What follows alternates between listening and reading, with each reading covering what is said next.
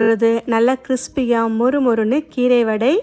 கீரை பிடிக்காத குழந்தைங்க பெரியவங்க யாருக்கா இருந்தாலும் இந்த மாதிரி கீரை வடை செஞ்சு கொடுத்தீங்கன்னா கண்டிப்பாக விரும்பி சாப்பிடுவாங்க.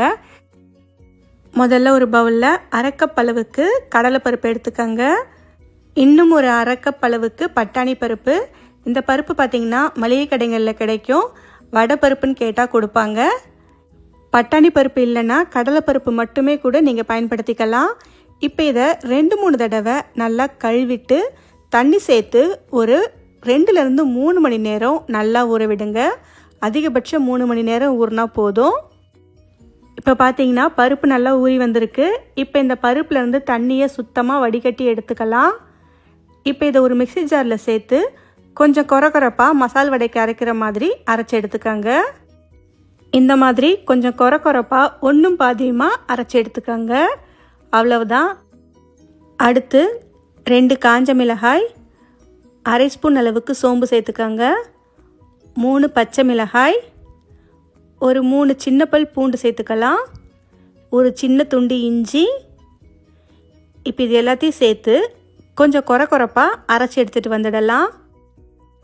இப்போ பார்த்திங்கன்னா அரைச்சாச்சு. இப்போ இதை பருப்பில் சேர்த்துக்கலாம். அடுத்து இதில் கொஞ்சமாக பொடியாய் நறுக்கிய கொத்தமல்லி இலை சேர்த்துக்கோங்க, பொடியாய் நறுக்கிய கருவேப்பிலை கொஞ்சமாக, ஒரு பெரிய வெங்காயத்தை நல்லா பொடியாக நறுக்கி சேர்த்துக்கோங்க, ஒரு 1/4 ஸ்பூன் அளவுக்கு பெருங்காயத்தூள் சேர்த்துக்கலாம். இப்போ இதில் பொடியாய் நறுக்கிய பசலைக்கீரை ஒரு 1/2 கப் அளவுக்கு சேர்த்துக்கோங்க. நான் இன்றைக்கி பசலைக்கீரை சேர்த்துருக்கேன். பசலைக்கீரை மட்டும் இல்லை, சிறுகீரை, அரைக்கீரை, முருங்கைக்கீரை, முளைக்கீரைன்னு எந்த கீரை வேணால் நீங்கள் சேர்த்துக்கலாம். கீரையை சேர்க்கும்போது நல்லா பொடியாக நறுக்கி சேர்த்துக்கோங்க. இப்போ இது எல்லாத்தையும் சேர்த்து நல்லா கலந்து விட்டுக்கலாம். கீரையை நல்லா கழுவிட்டு தண்ணி எல்லாம் நல்லா உலர்ந்ததுக்கப்புறமா தான் நாம் பொடியாக நறுக்கி சேர்க்கணும். கீரை கழுவின தண்ணியோடையே அப்படியே சேர்த்திங்கன்னா உங்களுக்கு மாவு நமக்கு தண்ணி ஆகிடும். அப்புறம் வடை செய்யும்போது நமக்கு வடை எண்ணெய் குடிக்க ஆரம்பிச்சிடும். அந்தளவுக்கு நல்லா இருக்காது. இப்போ பார்த்திங்கன்னா நம்ம தண்ணி சுத்தமாக சேர்க்கவே இல்லை. ஆனால் எல்லாமே சேர்ந்து நல்லா பிசையும் போது நமக்கு வடை தட்டுற பதத்துக்கு இருக்குது. அடுத்து இதில் தேவையான அளவு உப்பு சேர்த்துக்கலாம். முதலையே உப்பு சேர்த்திங்கன்னா உங்களுக்கு மாவு நிறையா இருக்கிற மாதிரி இருக்கும். அதனால் உப்பு அதிகமாக போக வாய்ப்பு இருக்குது. எல்லாமே சேர்ந்து கலந்து வந்ததுக்கப்புறம் கடைசியாக தேவையான அளவு உப்பு சேர்த்து லேசாக பெசரி விட்டாலே போதும், நமக்கு சரியாக இருக்கும். இப்போ பார்த்திங்கன்னா எல்லாமே சேர்த்து கலந்து விட்டாச்சு. இப்போ இதை சின்ன சின்ன உருண்டைகளாக இந்த மாதிரி உருட்டி லேசாக வடையாக தட்டி எடுத்துக்கலாம். இல்லைனா கொழுக்கட்டை மாதிரி கொஞ்சம் சின்னதாக மெலிசாக இந்த மாதிரி உருட்டி எடுத்துக்கோங்க. உங்களுக்கு எந்த ஷேப்பில் வேணால் நீங்கள் செஞ்சுக்கலாம். அடுத்து ஒரு பேனில் எண்ணெயை சூடு பண்ணிக்கோங்க. எண்ணெய் ஓரளவுக்கு சூடானதும் நாம் தட்டி வச்ச வடைகளை ஒன்றொன்னா சேர்த்துக்கலாம். கீரை வடையை எண்ணெயில் சேர்க்கும்போது எண்ணெய் ரொம்பவும் சூடாக இருக்கக்கூடாது, அதே நேரத்தில் ரொம்பவும் சூடு கம்மியாகவும் இருக்கக்கூடாது. எண்ணெய் அதிக சூடாக இருக்கும்போது சேர்த்திங்கன்னா வெளியில் உங்களுக்கு சட்டுன்னு நிறம் மாறி வந்துடும். கீரைன்றதுனால சட்டுன்னு கருகிடும், ஆனால் உள்ளே வேகாது. எண்ணெயோட சூடு குறைவாக இருந்துச்சுன்னா நீங்கள் வடையை சேர்த்ததும் வடை உங்களுக்கு சதன்னு எண்ணெய் குடிக்க ஆரம்பிச்சிடும். அப்புறம் நல்லா இருக்காது.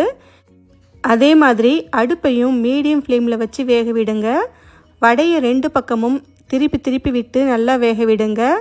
வடை நல்லா வெந்து இந்த அளவுக்கு கலர் மாதிரி வந்ததும் இப்போ நம்ம வடைகளை வெளியே எடுத்துடலாம். அடுத்து சின்ன சின்னதாக உருட்டி வச்ச வடைகளை சேர்த்துக்கலாம். இந்த வடைகளை சேர்த்து இப்போ இதையுமே மீடியம் ஃப்ளேமில் வச்சு நல்லா வேக விடுங்க.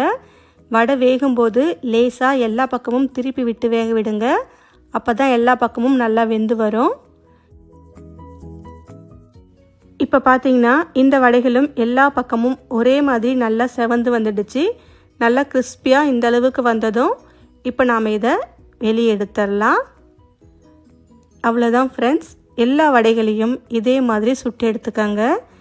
இந்த வடை பார்த்திங்கன்னா ஸ்நாக்காகவும் சாப்பிட்லாம், சாம்பார் சாதம், ரசம் சாதம் மாதிரி சாதத்துக்கு கூட சைட் டிஷ்ஷாகவும் சாப்பிட்லாம். ரொம்பவே நல்லாயிருக்கும்.